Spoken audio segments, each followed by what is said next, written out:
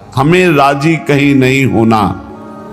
अपने को अपने इष्ट देव भी सुख सामग्री देकर अगर हमें राजी करना चाहे तो हमें राजी नहीं होना।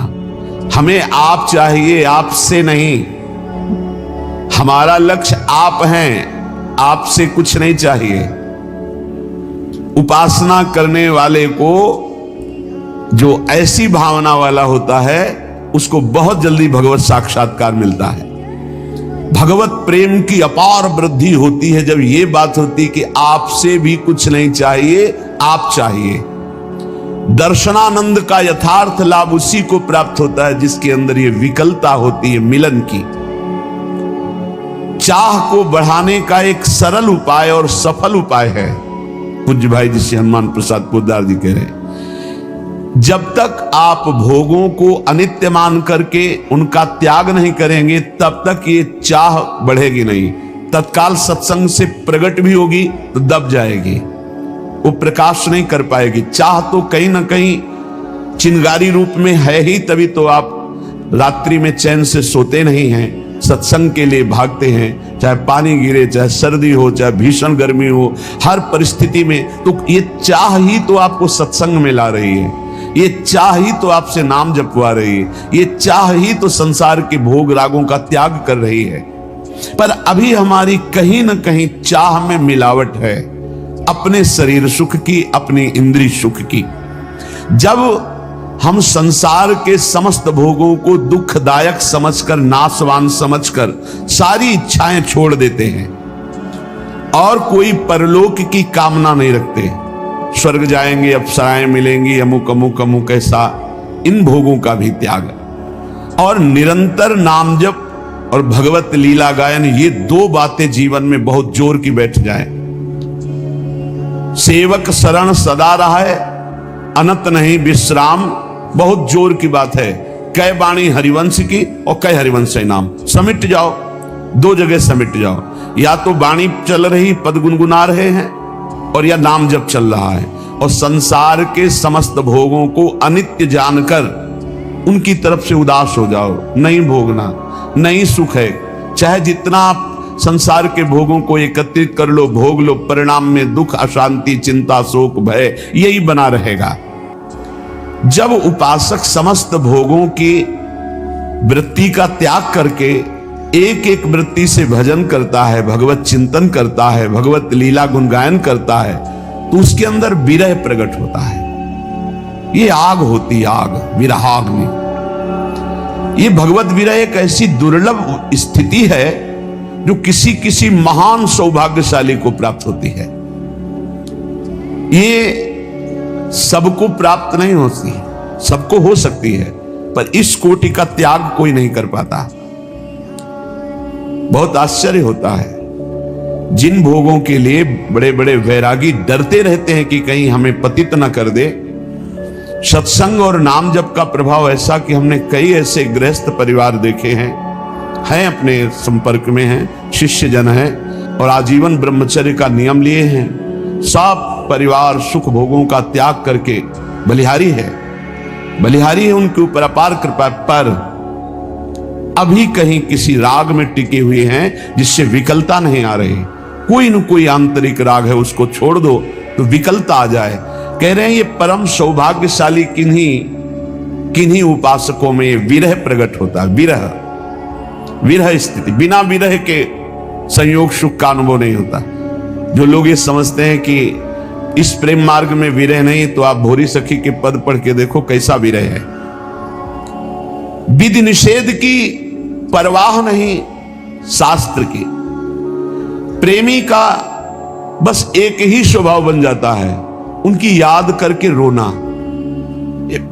वृंदावन धाम है, यहां की यही रीति है। समस्त गोपीजन एक साथ बैठ जाती, भगवत चर्चा करती है और चीख चीख चिल्ला चिल्ला के रोती है। कभी संयोग का अनुभव होता है श्री कृष्ण के, कभी वियोग का अनुभव होता है। पल पल में नवीन नवीन प्रेम का आनंद उत्पन्न। यही दशा देख करके तो उद्धव जैसे ज्ञानी वो धूल धूसरित हो गया ज्ञान कि अभी हमको वो श्री कृष्ण का प्रेम प्राप्त नहीं हुआ जो इन महाभाग्यशाली गोपियों को प्राप्त है। ये विरह वेदना जब हृदय में प्रकट होती है, ये सारे कर्म संस्कारों को जलाकर राख कर देती है।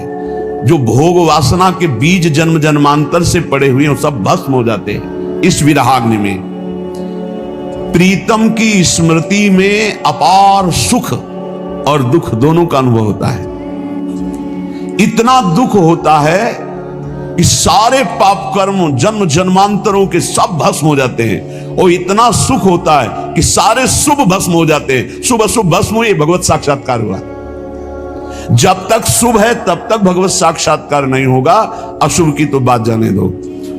शरण निरापक पद रमित सकल अशुभ शुभ नंस, देत सहज निश्चल भगत सु जय जय श्री हरिवंश। आचार्य हरिवंश चंद्रजू अपने शरणागतों के शुभ अशुभ दोनों का नाश करके अद्भुत नित्य विहार रस प्रदान करते हैं। बहुत ही सूक्ष्म विषय है। इतना भगवत मिलन के लिए रोना और विरह दुख आया, सारे अशुभ नष्ट हो गए। एकदम उनकी भावना में ऐसा डूबा अपार सुख मिला कि सारे शुभ नष्ट हो गए। शुभ और अशुभ दोनों नष्ट हुए। दिव्य चिदानंद देह भाव से वो अपने आराध्य देव के समीप हो गया। प्रभु को बुलाना नहीं पड़ता। जैसे पराग आ जाए तो भौरों को बुलाना नहीं पड़ता, भौरे आ जाते हैं। ऐसे ही प्रभु को बुलाना नहीं पड़ता, प्रभु अपने आप प्रकाशित हो जाते हैं जब शुभ अशुभ का नाश हो जाता है। शुभ अशुभ दुर्ग विध्वंस बल तब जयति जयति जग उच्चरे। प्रीतम के लिए जब शरीर और प्राण तृणवत हो जाएं, तृण के समान अभी त्याग दें, वो भगवद आवेश में हर समय उपासक रहता है। जिसका शरीर और प्राणों से राग खत्म हो चुका है, मत चित्ता मदगत प्राणा, जो भगवत चित्त वाला भगवत प्राण वाला, ये वृंदावन के प्रेमियों की यही दशा रही है। वो अपने शरीर और प्राण को तृणवत त्याग चुके हैं, उनके अंदर विरहाग्नि जलती है। भगवत धाम, भगवत रूप, भगवत लीला ये स्वयं उसके हृदय में प्रकाशित हो जाती है, जो प्रभु की विरहाग्नि में जलता है। युगायितम निमेषेण चक्षुषा प्रावृषायितम शून्यायितम जगत सर्वम गोविंद विरहेण में। ये महाप्रभु चैतन्य देव जी का वचन है। गोविंद के विरह में एक निमेष कहते हैं पलक झपकने को, युगों के समान मुझे लग रहा है। युगायितम निमेषेण चक्षुषा प्रावृषायितम शून्यायितम जगत सर्वम गोविंद विरहेण में। एक पलक झपकने के समय में युगों के विरह का अनुभव हो रहा महाप्रभु गौरांग देव को। ऐसा लग रहा है कितना लंबा समय हो गया हमने अपने प्राण प्यारे प्रभु को नहीं देखा। आंखों से अश्रुधारा बहती, बूंद नहीं अश्रुधारा। सारा जगत शून्यमय दिखाई दे रहा है, कोई प्रभु के सिवा कहीं कुछ नहीं, एकमात्र प्रभु, और वो दिखाई नहीं दे रहे, इसलिए भारी विरहाग्नि अश्रु प्रवाह। शून्यायितम जगत सर्वम गोविंद विरहेण में, गोविंद के विरह में सारा जगत शून्य लग रहा है। एक पलक झपकने का समय भी युगों के समान लंबा लग रहा है।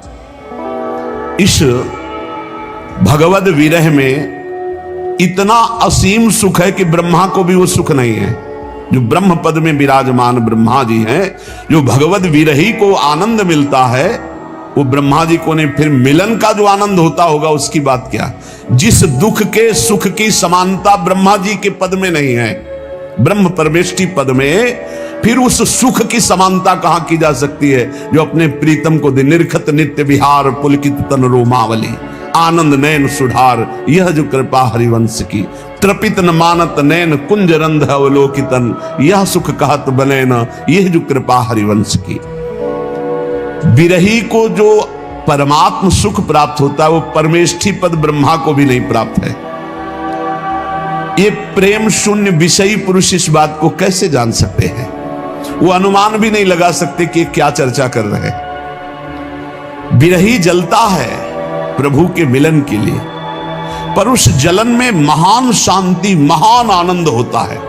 जलन में आनंद, महान शांति महान आनंद, एक आनंद की जलन होती है। जैसे ठंडा तो एक सीमा तक ठीक है, लेकिन बर्फ में लिटा दिया जाए तो लगता है ना दुखद। तो आनंद सहने की हमारे हृदय में एक क्षमता है, वो आनंद का सिंधु उमड़ पड़े। तो मीरा जी बोल पड़ी, जो मैं ऐसा जानती प्रीति किए दुख होए।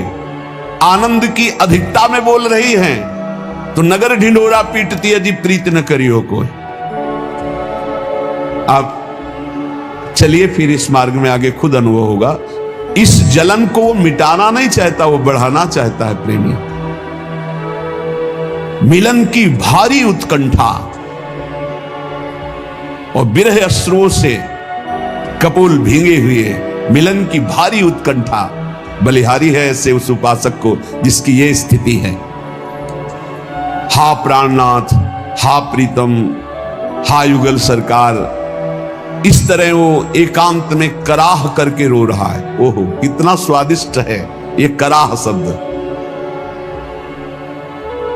आर्त भाव से, वो तो जो जीवन में कभी ऐसा कुछ मिनट के लिए अवसर आया वही एक कराह शब्द को जानते हैं।